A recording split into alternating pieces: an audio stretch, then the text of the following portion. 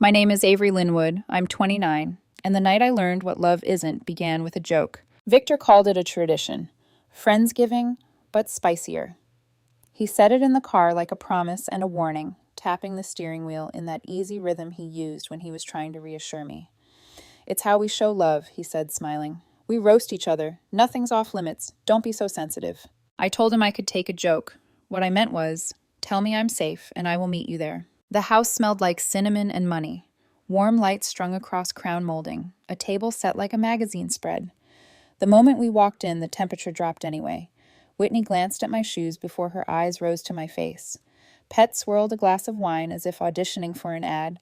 Iris tucked a strand of hair behind her ear, and Becca's smile stopped 2 inches short of her eyes. So, Pet said, chin tilted, this is the girlfriend. The word was an appraisal, not a welcome. Victor's hand brushed the small of my back. Play nice, he murmured. Play honest, Whitney corrected, the corner of her mouth lifting. Avery, right? You're brave to come to Friendsgiving on your first year. 8th month, Iris chimed in. Long enough to have seen him moody, not long enough to have seen him broke. They laughed. I willed my smile to hold. Dinner began pleasantly enough. Candles hissed. Cutlery sang. When someone joked about burning the rolls, everyone clapped like it was the night's first victory. Then the tradition arrived, slick as oil poured on water. They started with Victor. Jokes about his expired ambitions, the apps he downloaded but never used, the way he dated down when he was spiraling. They laughed harder with each jab. Victor performed a wince, then a grin, the choreography of men taught not to bleed in public. He squeezed my knee under the table, the signal, apparently, for, see how normal this is? Then they turned. Must be nice, Whitney said lightly, refilling her glass. Dating someone who pays for everything.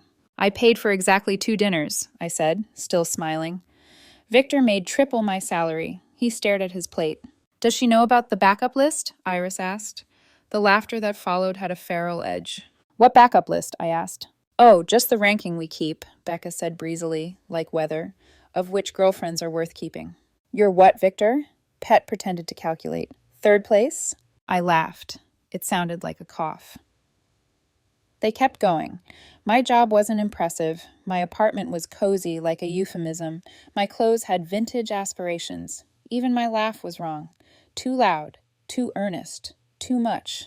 Can she take a joke or what? PT asked Victor like I wasn't there. She's fine, Victor said. Aren't you, babe? Something in me that had practiced forgiveness for years reached its last rehearsal. My turn, I said quietly. The room stilled. A candle popped. Victor's fingers tightened on my knee and then withdrew as if my skin had become a stove. Since we're being honest and affectionate, I said, tasting the words, let's expand the guest list. I turned to Petty first. Remember your emergency last year? $3,200 for rent? You told everyone Victor bailed you out, but it was me. I lent you the money. You still haven't paid me back. Petta's face went colorless, like paper held underwater. I looked at Iris. And you... Last spring, the girls' trip to Miami wasn't a girls' trip. It was downtown. The hotel, 2 blocks from Brett's office. Brett, as in Whitney's husband. Whitney's wine glass shattered against the hardwood like a pistol shot. No one moved. I have the receipts, I said evenly. Venmo, room confirmations. I helped Victor build your alibi because he said you'd lose everything if Whitney found out. Whitney stared at Iris with an expression I'd never seen on a human face before. Part frozen ocean, part wildfire. And Becca, I added, almost gently.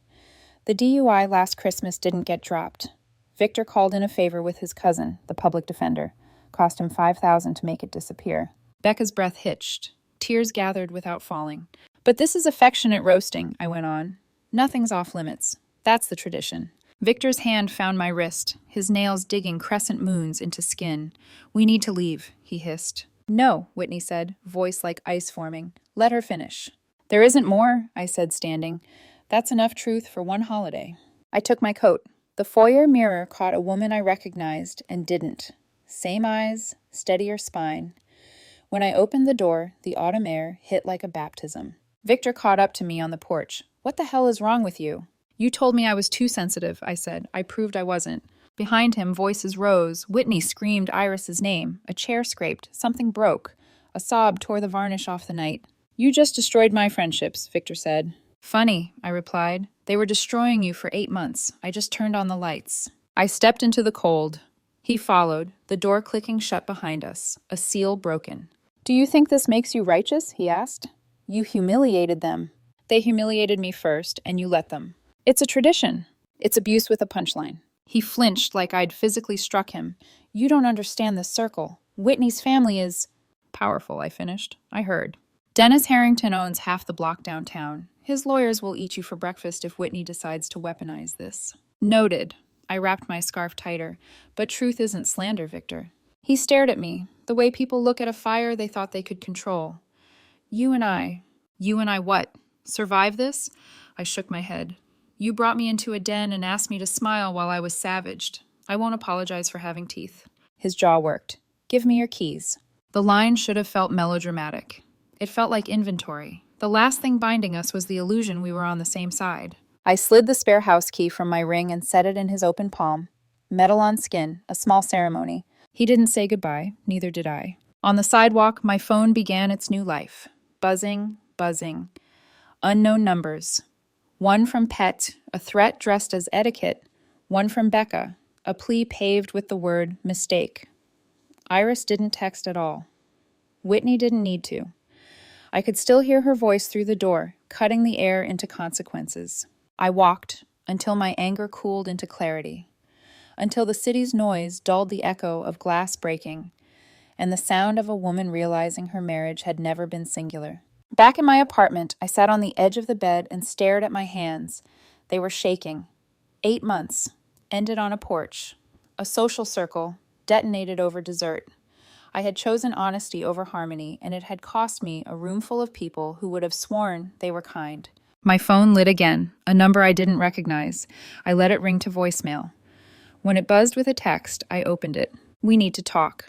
The message read, "Tomorrow, 11:00 a.m., my office. Bring any documentation you have regarding the affair. Texts, receipts, timelines. Diana Rosewood, attorney for Whitney Harrington." I read it twice. The name glowed like a new kind of heat. Lawyer heat. Real-world heat. In the window glass, my reflection held my gaze. "This isn't a dinner anymore," she said without moving her mouth. "This is a war with paperwork." I opened my laptop and began to build the thing my mother always told me to build when the world went sideways. A record. The Venmo screenshots. The saved texts Victor had shown me when panic made him sloppy. The hotel confirmations. The group chat where they ranked girlfriends. I dragged, I labeled, I nested folders inside folders like a fortress of dates and facts. At 2 a.m., the city softened. I stood, stretched, and caught my face in the microwave door. Tired, yes, but steadier than the woman who had smiled through the first joke. My phone buzzed one more time. A new message. Unknown. Hope you're proud of yourself. Vindictive crybaby who couldn't handle a little joke. Pet, delete. Another buzz. Unknown. Please don't talk to Whitney's lawyer. Iris is my best friend. She made a mistake. Don't ruin her life. Becca. I typed and erased a dozen answers before sending just one. Where was this energy when you were destroying Victor? 3 dots appeared, then vanished. No response. I powered the phone off and let silence reintroduce itself. Sleep came in slices. In the morning, I would meet a woman who translated pain into filings and motions. I would hand over proof and step into something I couldn't control. But first, I would breathe. Because when a tradition teaches you to laugh at your own humiliation, the bravest thing you can do is refuse the punchline. Diana Rosewood's office lived inside a building that looked like it charged you just to breathe. Glass, steel, a lobby plant so perfectly green it had to be fake, a receptionist who spoke in court-admissible sentences. "Ms. Linwood," she asked. "Ms. Rosewood will see you now." Diana was late 40s, sharp features, sharper eyes, the kind of woman who never lost a pen because pens didn't dare leave her. She gestured to a leather chair that felt like sitting in a closing argument. "Thank you for coming," she said. "I know this is uncomfortable." "That's one word for it." She didn't smile. "Whitney told me what happened. Friendsgiving, a roast. You disclosed information about Iris Chen and Brett Harrington." "Because they'd spent an hour slicing me open and calling it affection," I said, surprised at how steady my voice sounded.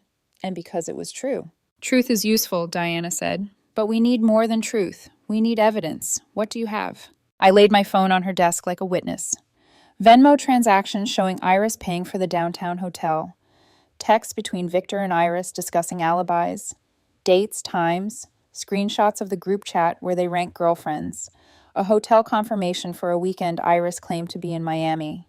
And you're willing to provide copies? Forward everything to me? Yes. Would you testify if it comes to that? The word testified slid under my skin like ice. In court? Possibly, Diana said. We're building a case to void Whitney's prenup on grounds of adultery and marital waste, joint funds used to subsidize the affair. The stronger our evidence, the stronger our position in asset distribution. The Harringtons are accustomed to favorable outcomes. We need to be surgical. I thought of Whitney's face when the glass shattered. How grief could make anyone look like a stranger to themselves. I'll do it. Diana nodded once, a small verdict. I'll have my paralegal contact you to schedule a formal deposition. Forward all digital communications today. Also, document everything you receive from these people going forward. Threats, pleas, vague attempts at intimidation. Save it all. I started last night, I said. Backup folders, duplicates in the cloud, my mother's voice in my head. She raised you well, Diana said. Then, almost as an afterthought, be prepared for retaliation. I lifted my eyes from Dennis Harrington. From everyone orbiting him, she said. This city runs on reputation and contracts. You flicked a domino that touches both. What does that look like in practice? Whispers at board meetings. Phone calls to your employer. Social pressure dressed as civic concern. People who've never met you deciding what kind of woman you are. I exhaled through my nose, the kind that says no. Good, Diana said, and for a second her mouth softened. No is a complete sentence. Send me the files by close of business. And Avery? Yeah? Try to live a normal day while we begin. Eat lunch. Take a walk. Don't hand them your nervous system. Outside, the daylight was too honest. I texted the files from a coffee shop that smelled like burnt sugar in finals week. Then I sat there with a cup I didn't drink and watched strangers carry their lives around like grocery bags. Heavy, ordinary, about to tear. My phone vibrated as the progress bars crawled. Unknown numbers. Again. I turned the screen face down and let it buzz itself tired. By noon, everything had been sent. I added a second email with organized folders and a clean timeline, because if I was going to enter a war with paperwork, I'd fight tidy. Diana responded in 9 minutes. Received. Excellent organization. We'll be in touch. I walked home because movement felt like proof I still existed. The air had that late November bite. Clean, unsentimental. A woman passed with a stroller, humming something I almost recognized. A couple argued softly about whether to bring pecan pie or pumpkin to his sisters. Life was steadfastly uninterested in the implosion of Victor's friend group. My apartment met me with its familiar quiet. I towed my shoes off, set my phone on the counter, and let myself fall back onto the couch. The ceiling had a hairline crack shaped like a river on a map. I stared at it until the adrenaline ebbed and a different ache rose, the one with his name. Victor and I had been a study in soft beginnings. He bought flowers on 3rd dates and remembers my coffee order by the 4th. He said we easily. He asked me for opinions about paint swatches, playlists, whether the leather jacket made him look like a try-hard. I'd memorized the rhythm of his laugh, the slope of his shoulder where my head fit when movies went quiet. I closed my eyes. In the dark behind my eyelids, the porch replayed. His outstretched hand, the metal of the key catching his palm, the way we both pretended it wasn't the end because we were too proud to narrate our own goodbye. My phone trilled. Mom! Hey, I answered, trying and failing to sound normal. Veronica's mother called me, she said, skipping hello. Charity board gal with a talent for dramatics. She said you caused a scene. I almost laughed at the wrongness of that word. I told the truth. You found a truth with teeth, Mom said. Did you think what it would bite? They were cruel to me for an hour while Victor watched. They have a ranking system for his girlfriends. They call abuse bonding and pretend the wine makes it kind. Then you were right to say no, she said, no hesitation. But right doesn't mean easy. Listen to me carefully. Document everything. Save every message, every call log. Do not meet any of them alone. And talk to a lawyer, your own, not just Whitney's. I already met her, I said. Diana Rosewood. Mom paused. Good. Watch for the father. Men like Dennis Harrington mistake cities for chessboards. I'll be careful, I said. Be boring, Mom corrected. Predictable is harder to ruin. After we hung up, I sat in the quiet and let the advice settle like tea leaves. Document everything. Be boring. Don't meet them alone. I picked up the phone to put it on silent and saw the missed calls. 9. All from the same number. Victor. A message waited, blue bubble glowing like a bruise. We need to talk, not text. Talk. Another followed before I could decide. I know you think you did the right thing. Please come by. We can fix this. We. The audacity of that pronoun almost made me nostalgic. My thumbs hovered. I could already see the conversation if I went. His voice low, the apology crafted to be plausible and small, the opening bid that asked me to accept tradition, like weather. The request to let it go for the sake of his world. A version of me would have said yes. She had been raised on harmony like a vitamin. I typed, deleted, typed again. There's nothing to fix. Send. Then I powered the phone off because I didn't trust myself not to read what came next. By evening, the strange calm wore thin. Quiet amplifies stories if you let it, and my brain has always been an excellent projector. I replayed the way Whitney's voice had gone cold. I replayed the way Iris's face had folded around the word Brett. I replayed Victor's hands opening like he expected my key to float. I ordered noodles. I ate standing at the counter because couches invite thinking. I washed dishes I could have left in the sink. I performed normal like a ritual, like Diana told me to. At 9:12 p.m. there was a knock at my door. I checked the peephole. Victor. Arms crossed, jaw set, eyes already rehearsing lines. Against my better judgment, I opened the door, but not the distance. He didn't try to come in. Points for that. You won, he said. There was no heat in it, just exhaustion. I wasn't playing, I said. You think I don't know what they did? The list, the little cuts. I told them to cool it. I told them... You told them nothing that cost you anything, I said. You smiled and squeezed my knee while they ranked me like merchandise. He looked away. Whitney hired a lawyer. I met her. Of course you did. He laughed once, ugly.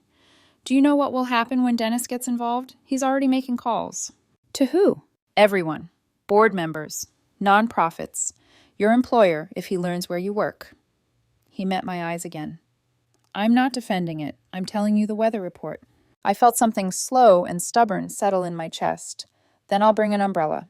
You don't have to be brave, he said, almost pleading. Just be smart. I am, I said. I documented everything. The muscle in his cheek jumped. You and your folders. Truth likes folders. He scrubbed his hands over his face. For a flicker of a second, he looked like the man who picked me up after a long shift with takeout and a joke that landed, like the man who asked what song made me feel 16 again and listened to my answer all the way through. I didn't invite you to be eaten, he said softly. But you set the table, I said just as softly. We stood there with the door between us like a bench neither of us wanted to sit on. He nodded once, some private agreement he'd made with himself clicking into place. I'll send a courier for the rest of your things, he said. I can drop them. He shook his head. Let's not try to be better people at the exact wrong time. He stepped back. Good night, Avery. Good night, Victor. When I closed the door, my hands shook again. Leaving someone isn't always a slam. Sometimes it's a slow latch catching. The mechanics clicking the way they're supposed to when wood and metal finally agree. I turned my phone on to set an alarm for the morning. The notifications flooded in like a storm through a broken window.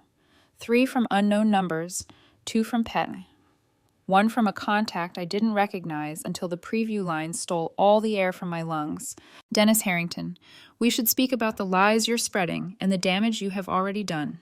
Consider this a courtesies before I involve people who don't offer courtesies. For a heartbeat, I saw it. The chessboard Mom warned me about. The pieces moving in rooms I'd never enter. Then Diana's email notification slid in beneath it, clean and crisp. Subject, next steps, plus your protection body. Forward any contact from the Harringtons to me. Do not respond. We begin as we mean to go on. Meticulous. I set the phone down. Its glass face dark. I was tired, but the exhaustion sat next to something else I recognized only because I'd so rarely felt it. Alignment. My actions matched my values. The consequences would come either way. Better to meet them standing up. When the alarm finally claimed the night, my last clear thought was a sentence I hadn't planned. Cruelty prefers dim rooms and laughter that hides its teeth. I had turned on a light. The shadows would run or they would fight. Either way, I could see them now.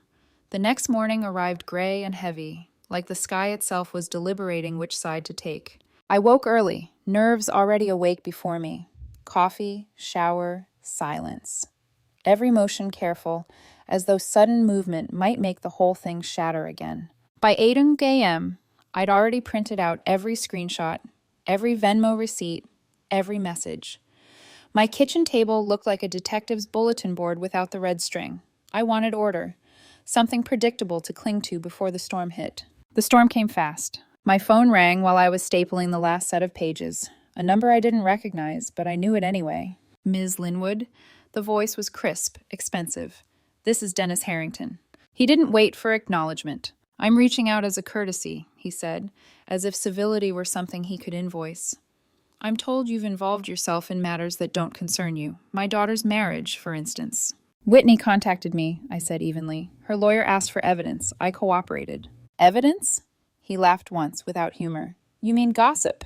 Do you understand who you're dealing with? Yes, I said, a man who thinks power is the same as truth. Silence, long enough for me to picture his jaw tightening on the other end. You've made a mistake, he said finally. And when people like you make mistakes, they tend to lose things. Jobs, reputations. You seem like a smart woman. Don't make this worse for yourself. Are you threatening me? I'm advising you. No, I said. You're confirming exactly why Whitney needs that divorce. I hung up before he could reply. My hands were shaking, but it wasn't fear this time. It was adrenaline that had finally learned direction. 5 minutes later, I forwarded the call log and a transcript to Diana. Her reply came before I could set the phone down. Forward noted. Perfect. Keep documenting. Perfect. The word made me laugh. Nothing about this felt perfect. At 9:30, a new email from HR appeared in my inbox with the subject line, Request for meeting. I already knew what it meant. By 10:00, I was sitting in my manager Margaret's office, facing the kind of sympathy that comes with limits. Margaret folded her hands, looked over her glasses, and said what she'd clearly rehearsed. Dennis Harrington called the board. He's threatening to pull his company's contract if we don't address your conduct. Address how? Suspension pending investigation. That's not an investigation, I said quietly. That's compliance. Margaret sighed. Avery, I'm on your side, but he controls $2 million in annual contracts. The board's nervous. So I'm collateral damage. I'll fight for you, she said. Send me everything you have. Every message, every file. If I can show context, maybe. I opened my email. You'll have it in 5 minutes.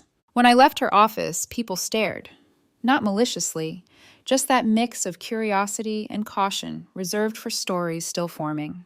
The kind that start with whispers and end with silence. Back home, I opened Diana's email thread. He called me too, she'd written. Typical intimidation. We'll handle it. Do not respond to him again. Whitney is furious. She's preparing something. Whitney was furious. That image surprised me. The woman I'd seen at the dinner, composed and biting, had cracked open like glass under truth. Now, apparently, she was turning that sharpness outward. By evening, I learned what preparing something meant. A courier arrived at my door with a white envelope, sealed and embossed with the letterhead, Harrington and Coleman, LLP. For a second, my stomach dropped. I thought it was Dennis escalating, but the sender line at the top read, Whitney Harrington. Inside was a notarized letter and a short note written in her looping, deliberate handwriting. Avery, you didn't just tell the truth. You told it when no one else would. I'm not proud of what happened at that dinner, but I am grateful for what came after. The enclosed document should help. Whitney. I unfolded the letter. It was a formal statement addressed to my HR department and the board of my company. It read, I, Whitney Harrington, hereby state that Ms. Avery Linwood disclosed to me factual evidence regarding my husband Brett Harrington's extramarital affair with Ms. Iris Chen. These disclosures were made at my request and supported by verifiable documentation. Ms. Linwood acted in good faith and did not engage in any form of harassment or defamation.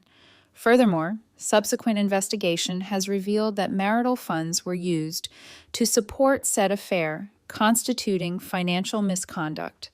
Ms. Linwood's cooperation has been integral to establishing these facts. At the bottom, Whitney had signed in blue ink. A notary seal shimmered next to her name like a small, embossed apology. I didn't realize I was crying until a tear hit the paper. Relief, I think. The kind that hurts because you've been holding your breath for too long. I scanned the letter, emailed it to Margaret and Diana, then sat back and stared at my ceiling again. That crack still looked like a river, but now it seemed to be flowing somewhere. Diana called an hour later. "We've got leverage now," she said. "Whitney's letter changes everything." "How?" "Your suspension was based on reputational risk. That letter reframes it as whistleblower protection. If your company retaliates, it becomes illegal."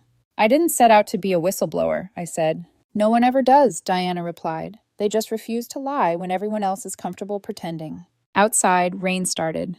Light at first, then heavier, the kind that made streetlights shimmer like stage cues. I walked to the window and watched the world turn silver. Somewhere out there, Victor was probably doing damage control with his friends. Somewhere else, Whitney was facing her father with whatever quiet steel she'd found since the dinner. And somewhere in the middle of all of it, I was rediscovering what my voice sounded like when it wasn't shaking. My phone buzzed with a message from an unknown number. I almost didn't check, but curiosity won. "I hope you're proud of yourself. You've ruined everything. Victor." I stared at it for a long minute, then typed. Maybe it was already ruined. I just stopped pretending not to notice. Send. I didn't wait for the 3 dots to appear. I put the phone face down and whispered, "Lines in the sand." That night, I didn't dream of the dinner, or the shouting, or the broken glass. I dreamed of a coastline, wind fierce, water cold, a single line where tide met land, drawn and redrawn but never erased. Some boundaries, I realized, were meant to shift. Others were meant to stay. And mine was finally, unmistakably, drawn. The rain didn't stop for 3 days. It fell in sheets that blurred the skyline and turned everything metallic. The kind of rain that makes the world feel suspended, like it's holding its breath before something breaks. By the 4th morning, my inbox pinged. Margaret. Subject: Update on HR investigation. Avery. The board met yesterday evening. I presented Whitney Harrington's notarized letter. It has been acknowledged as material evidence. Officially, you remain on paid administrative leave while they review additional context. Unofficially, this is moving in your favor. Dennis Harrington is furious. Stay quiet. Stay steady. M. I read it twice. Moving in your favor. A phrase that sounded less like relief and more like permission to exhale halfway. I forwarded the message to Diana. Her reply came within minutes. Excellent. Do not celebrate yet. Men like Dennis don't lose gracefully. They escalate. Keep all communication documented. Whitney's prepping a formal filing for divorce. You will likely be subpoenaed. We'll handle it together. Subpoenaed. The word hit me like cold air. There was no turning back now. That afternoon, my mother called. She'd been watching the local news, which, thankfully, hadn't connected my name to Whitney's case, but the gossip boards online had. "They're saying awful things, honey," she said quietly. "That you fabricated everything to ruin her marriage. That you were jealous of those women." "I expected that," I said. "Truth doesn't trend as fast as outrage." "I'm proud of you," she said. "Even if this costs you everything, at least you'll know you didn't bend." "Thanks, Mom." "Just remember to eat," she said softly. "Martyrs don't win lawsuits." I smiled despite myself. 2 days later, Whitney texted me directly for the first time since the dinner. "Coffee, my treat. W."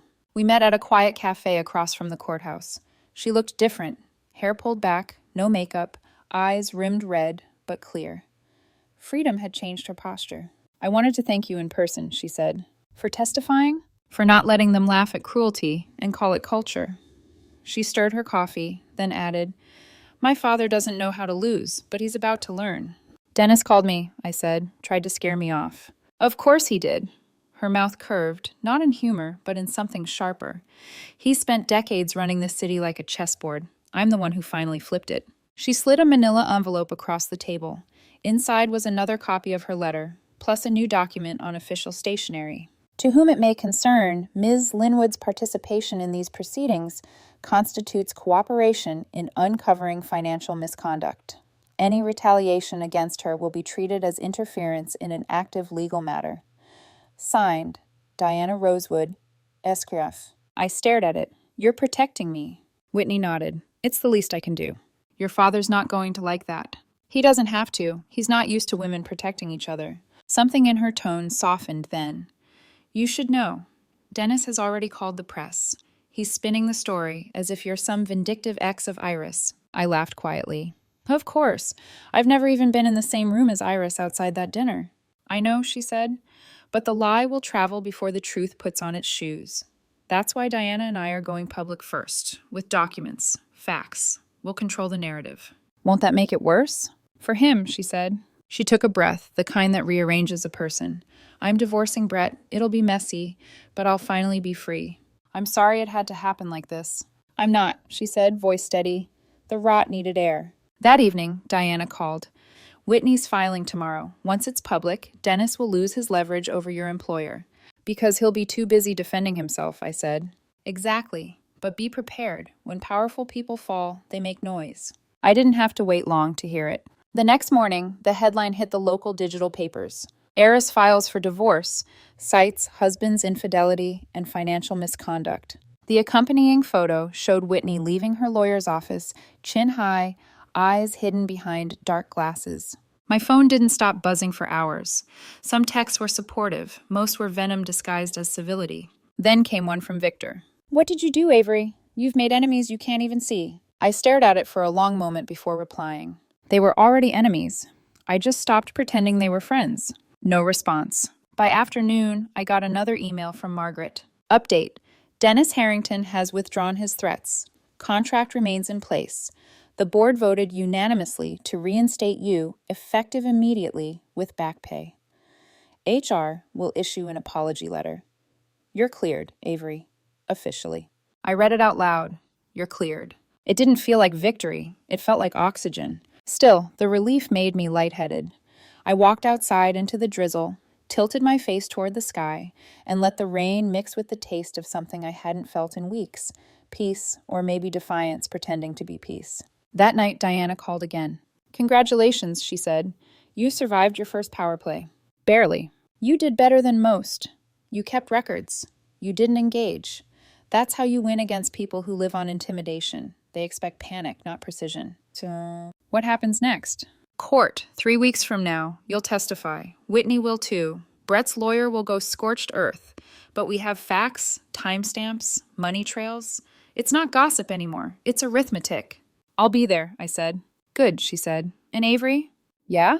Don't underestimate the cost of doing the right thing. It's never free, but it's still worth paying. After the call, I sat on my couch with a mug of tea and scrolled through my camera roll, deleting old photos one by one. Victor at the lake, Victor cooking breakfast, Victor pretending not to check his phone during dinner. Each deletion felt like an unbinding. When I reached the last one, his hand resting on mine across a crowded bar, I hesitated, then whispered, "Some power plays end quietly," and pressed delete. The rain finally stopped. The city exhaled. And for the first time since that dinner, I slept through the night. 3 weeks later, I stood outside the courthouse holding my breath against the January wind. The air was brittle, the kind that stung the lungs. I kept telling myself that courage didn't always look like fire. It could look like standing still when everything in you wanted to run. Whitney arrived with Diana, both dressed in muted confidence. Black coats, no jewelry, the color of resolve. When Whitney saw me, she smiled, small but real. You ready? She asked. As I'll ever be. Good, she said. Let's end this. The courtroom was smaller than I expected, a stage that didn't bother pretending it wasn't one. Brett sat on the other side with his attorney, a man in a navy suit who looked like he could charm poison out of a snake. Iris sat behind him, hair sleek, face pale, pretending to be invisible. When the bailiff called the session to order, I felt my pulse sink to the ticking clock on the wall. Each second was another heartbeat I couldn't spare. Diana leaned in. Remember, calm, concise, factual. They'll try to make you emotional. Don't give them the footage they want. I nodded. When my name was called, I took the stand, swore the oath. My voice cracked only once on the word truth. Diana began gently, her tone surgical. Please state your name and occupation for the record. Avery Linwood, Senior Project Coordinator at Marlowe and Chase Consulting. And your connection to the parties involved? I was dating Victor Hale, who was friends with the plaintiff and the defendant. I attended a Friendsgiving dinner at his home where certain information came to light. She paced slowly. Can you describe what happened at that dinner? I told them everything. The roast tradition, the humiliation, the ranking system, the way they turned on me like it was sport, and how, when it was my turn, I revealed what I knew, the affair between Iris Chen and Brett Harrington, Whitney's husband. Diana's tone remained neutral, letting silence do its work. How did you know about the affair? Victor told me, I said. He'd helped Iris create an alibi for one of the weekends she spent with Brett. He showed me messages between them, hotel receipts, Venmo payments. Did you bring copies of those records today? Yes. She approached the evidence table and handed the judge a neatly organized binder. My binder, color-coded tabs and all. These are Exhibits A through D, Diana said. Venmo transfers, hotel confirmations, and text messages corroborating Ms. Linwood's testimony. The judge flipped through the pages. Noted. Diana nodded. Ms. Linwood, why did you reveal this information at the dinner? I hesitated, then spoke carefully.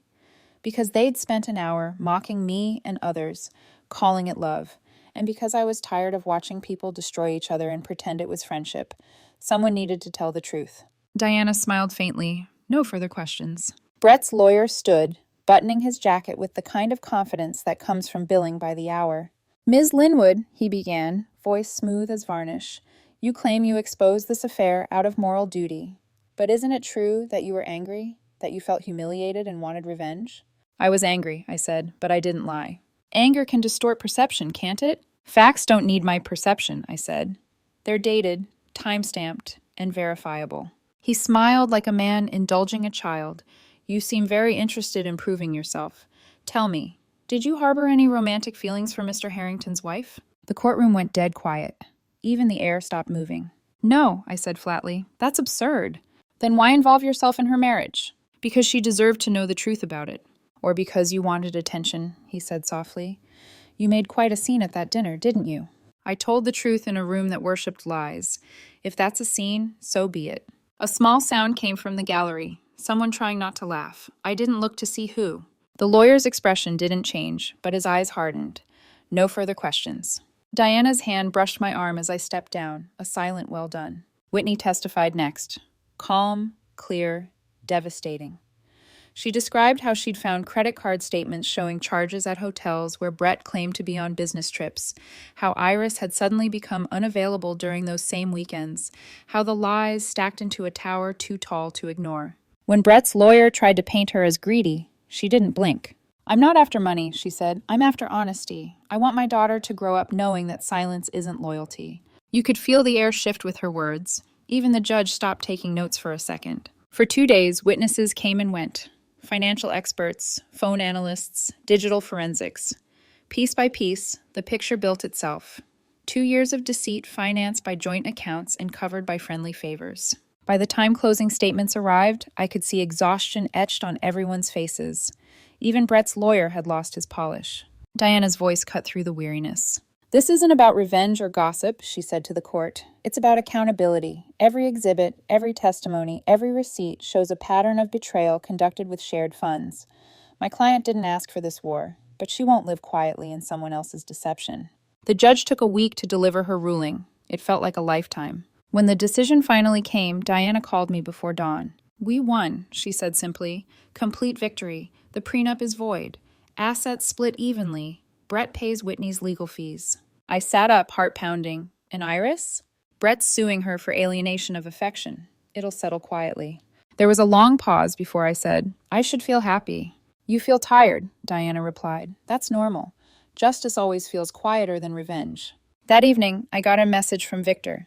I hope you're proud. You burned everything. I didn't reply. Whitney texted an hour later. We did it. I couldn't have done it without you. For the first time in months, I let myself smile. Small, cautious, real. Because maybe, just maybe, telling the truth wasn't about destroying people. It was about refusing to let cruelty stay comfortable. And maybe that was its own kind of victory.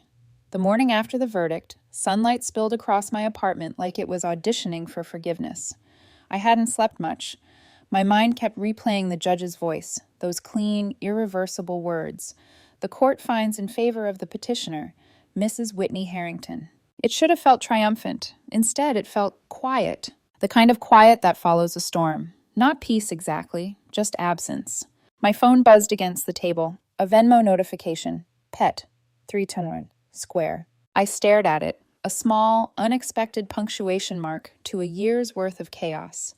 The money was real, but the friendship it represented had been counterfeit all along. I texted nothing back. Some debts don't deserve thank yous. A few days later, I ran into Becca at a grocery store. She froze when she saw me near the self-checkout, a basket of lemons in my hand, and for a second I thought she might walk away, but she didn't. She stepped closer, eyes glassy but steady. "I heard what happened in court," she said. "I'm sure you did. I just wanted to say you were right about all of it." Her voice trembled, but not from anger. "I left my husband. I'm starting over. It's awful and terrifying, but it's honest." I nodded. "Honest is better than perfect." She smiled faintly. "It is. I'm sorry for what I said that night. For laughing. For not stopping them." "I know," I said. "We were all pretending laughter made it okay." Becca's eyes softened. "I hope you're okay." "I'm getting there." When she walked away, I realized it was the first time anyone from that circle had said the words, "I'm sorry," without conditions. Iris disappeared entirely, deleted her social media, moved out of state. Rumor had it Brett's lawsuit drained her savings and whatever reputation she had left. For once, gossip did its own penance. Whitney, though, she bloomed. Within a month, she'd moved into a downtown apartment, started her own consulting firm, and posted a photo of her daughter on the first day of kindergarten. No captions, just a sunflower emoji. When I saw it, I smiled. Sometimes survival doesn't need explanation. Then, almost a year after the dinner, Victor reached out. Victor Hale. "Hey, been a while. I'm in therapy now, trying to understand a lot of things, including that night." I didn't respond at first. I read his message 3 times, then set my phone down. Hours later, another message appeared. Victor Hale. "My therapist says I should apologize to the people I hurt. You didn't deserve what happened. None of it." I typed slowly. "Avery. Thank you. I hope therapy helps." He sent one more. Victor Hale. "Would you meet for coffee? Just to talk. Closure, maybe." I stared at the screen. Closure. The word people use when they want to relive the wreckage but pretend it's healing. After a long pause, I typed, "Avery. I appreciate the apology, but I think we've both moved past the part where we need each other to heal. Take care, Victor." Send, block, silence. It wasn't anger that guided my fingers. It was peace disguised as boundaries. Months later, Whitney sent me a card on thick ivory paper. Inside was her handwriting again, stronger this time. "Thank you for being braver than I was. Thank you for caring about truth more than comfort. You changed my life." I pinned the card to my refrigerator. On bad days, I'd read it out loud, just to remind myself that sometimes being the villain in one story makes you the hero in another. Looking back, I can see the exact moment everything shifted. Not at the dinner, not even in the courtroom. It was later, alone, when I realized I didn't regret what I'd done. That realization scared me more than any lawsuit. Because people tell you honesty is noble. What they don't tell you is that it's also radioactive. Once you touch it, it changes you. You can't go back to pretending ignorance is kindness. These days, I live differently. Smaller circles, quieter dinners, laughter that doesn't come at someone's expense. When people say, "Don't take it so personally, it's just a joke," I hear the echo of that night, the crash of Whitney's wine glass, the weight of every secret I refuse to carry anymore. I don't flinch. I just smile and say, some jokes aren't funny to people who've learned what cruelty sounds like in disguise. The truth cost me. A boyfriend, a social circle, nearly my job. But silence would have cost more. Because staying quiet for comfort is just another form of lying, and I've had enough lies dressed as love. Now, when someone asks if I can take a joke, I tell them the truth. I can. I just prefer not to live inside one. It's been a year since that night. The dinner that changed everything. The memory comes back sometimes, not like a wound anymore, but like an old scar that itches before the rain. I used to replay it in my head, wondering what I could have done differently. Now, I see it for what it was, a moment of truth dressed up as chaos. Whitney and I still talk, though not often. Once every few months, she'll text me photos, her daughter's birthday, the new office she opened, the beach trip where they both look free in a way money can't buy. Every message feels like proof that the truth, even when it breaks things, can still plant something good in the ruins. When I asked her once if she regretted how it all unfolded, she said, "Regret? No. Relief, yes. I spent years keeping everyone else comfortable. Now I sleep through the night." As for me, I moved to a smaller apartment, started running again, and stopped explaining myself to people who only listened to reload. Margaret promoted me last quarter, quietly, without fanfare. and told me she admired how I handled a difficult public situation. That was her way of saying, "You survive the fire without smelling like smoke." I didn't tell her that sometimes. When the office gets too quiet, I still hear the echo of laughter from that dinner table. But I don't flinch anymore, because now I know the sound of cruelty, disguised as humor, loses its power once you stop sitting at the table. There are still people who whisper my name like a cautionary tale. They call me the girl who couldn't take a joke, or the one who ruined her boyfriend's social life. But every time I hear it, I smile. Because they're right. I couldn't take their jokes. I took back my dignity instead. Sometimes truth looks like an explosion. Other times, it looks like someone quietly walking away while the room still burns. Either way, it leaves light behind. I learned that night that kindness without honesty isn't kindness at all. It's self-erasure. And forgiveness doesn't always mean letting someone back in. Sometimes it just means letting go of who you were when you let them hurt you. If I could go back, I wouldn't change the truth I told, but I'd deliver it differently, quieter, sharper, with less blood in the aftermath. Because there's a way to be honest without being cruel. And that's the real test. Not whether you can stand up to cruelty, but whether you can do it without becoming cruel yourself. That's the high road, the one that's lonelier, harder, slower, but it's the only one that doesn't leave you ashamed of the view. So now when people ask me what I learned, I tell them this. You can't fight darkness with more darkness and expect the room to brighten.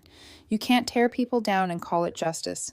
You can't call something love if it only works when you stay small. Some traditions deserve to be broken. Some secrets deserve to be told. And some relationships aren't worth saving. Not because you stopped caring, but because caring stopped meaning survival. The truth cost me everything I thought I wanted, but it gave me something better. It gave me myself. Now, when someone says cruelty is just their way of showing love, I smile and walk away before the dinner starts, before the laughter sharpens, before I have to choose between my peace and their approval. Because I already made that choice once, and I'll never make it again. And maybe that's what healing really is, not rewriting the story, but learning how to read it without trembling. Sometimes I still eat dinner alone. But honestly, after 8 months of pretending to laugh at my own humiliation, eating alone feels like luxury. Because when I sit down now, I know exactly who I'm dining with, and she finally knows her worth.